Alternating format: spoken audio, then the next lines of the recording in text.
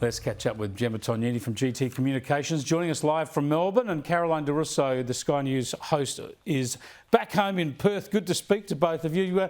Gemma, you've shifted from Perth to Melbourne since last we spoke. Did you get an upgrade? Well, I wouldn't call it that. making my way home to the great state of New South Wales via Melbourne and a visit to my favourite nephew. You know, I'm wondering if you got an upgrade on the flight across.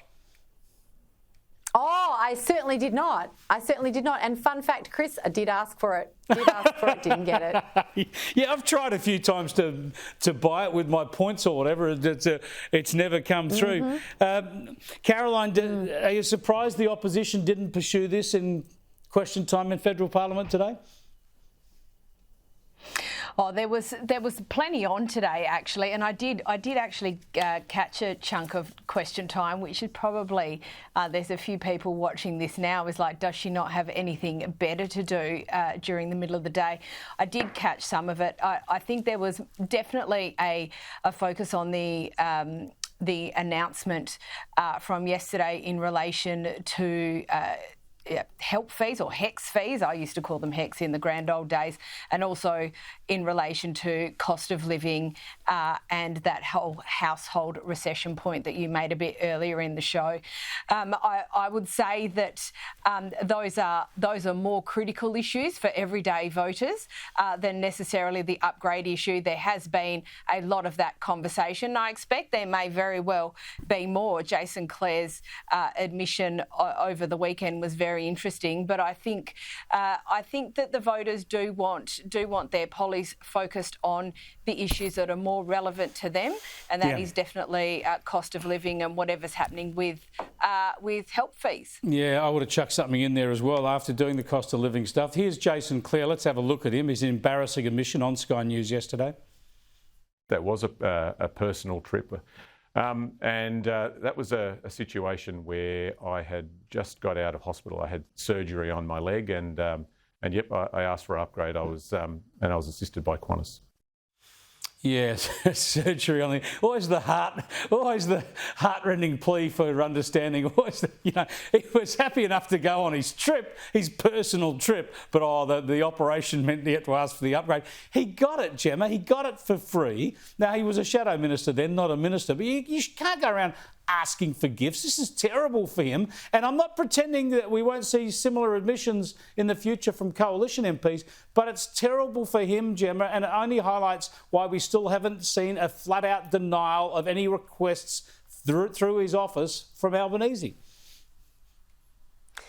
100%, Chris. And just picking up on Caro's point earlier about the fact that, look, surely there are other things, or not surely, but there are definitely other things that the electorate is concerned about. But the context in which this is all playing out simply amplifies the problem for this government, that it's forgotten, or perhaps it never actually realised that this isn't a game.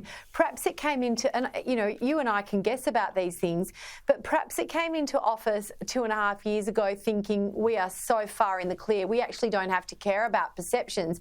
But when things are as tough for everyday families as they are, and you've got absolute tone deafness from the government of the day, that, I might add, is telling you, me and everyone else around us that we can't drive petrol cars anymore, we can't heat our homes, that $230 or $250 reduction to your power bill we were going to give you, sorry about that, we've given you a 30 to 40% uptick in your power bills instead.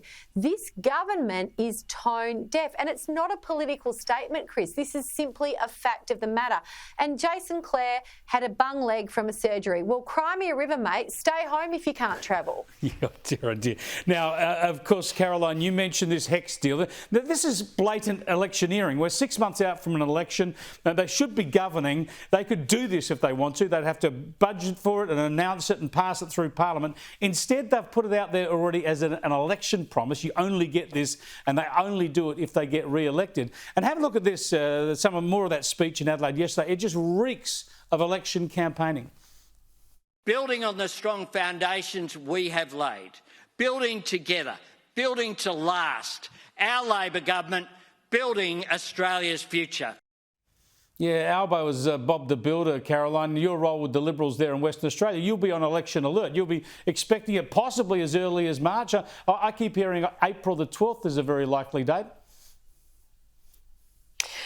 And just listening to Albo there, it's like he doesn't even believe his own BS. He's like, I know I have to read this, but there's this shallow shrillness to his voice. He's trying to project to make him sound really confident, and he just actually sounds really rattled, which is my takeaway from that. Well, we've got a state election here on the 8th of March. So for us here in WA, chance of having two elections very, very close to each other. And kudos to Stephen Hamilton, actually, for an absolute belter of a piece in the AFR on this precise issue.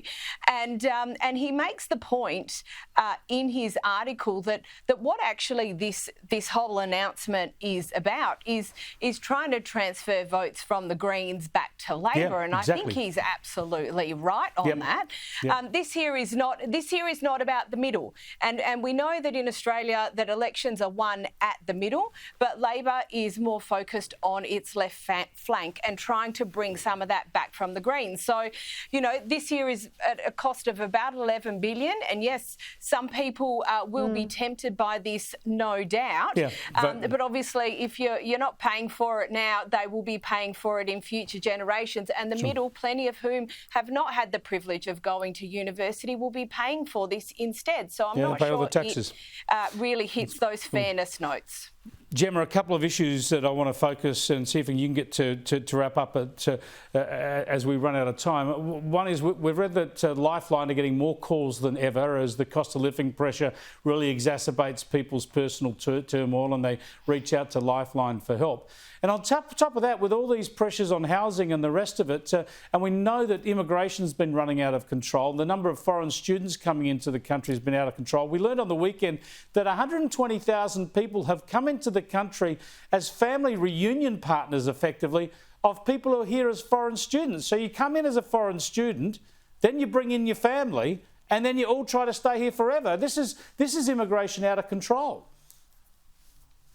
Well, it's a lazy government that's lost track of what's going on and it's taken its eye off the ball. And you can't sort of help wonder how much of this is electorally driven. And I made my point in my weekend column just gone, Chris, about needing people in Parliament who have real life experience, not just political experience. And it goes both ways. But let's talk about the mob who are in charge right now. Less union, being a union member and being an academic or a staffer of any persuasion does not prepare you for life in politics, when life in politics should be about public service. Yep. Greater reform is for the greater good. Where are the leaders? Where are the leaders full stop in this government? This is an appalling indictment on the fact that either they are economically illiterate or they don't care, I'm not sure which is worse, but they are not making decisions in the best interests of this country. And I don't think the electorate is as stupid as they are treating it. Yeah. We're not seeing policies that are obviously aimed at improving the country. We're seeing policies that are aimed at picking off cohorts of voters. It's so transparent. Thanks for joining us. Appreciate it greatly, Caroline and Gemma. We'll catch you next week.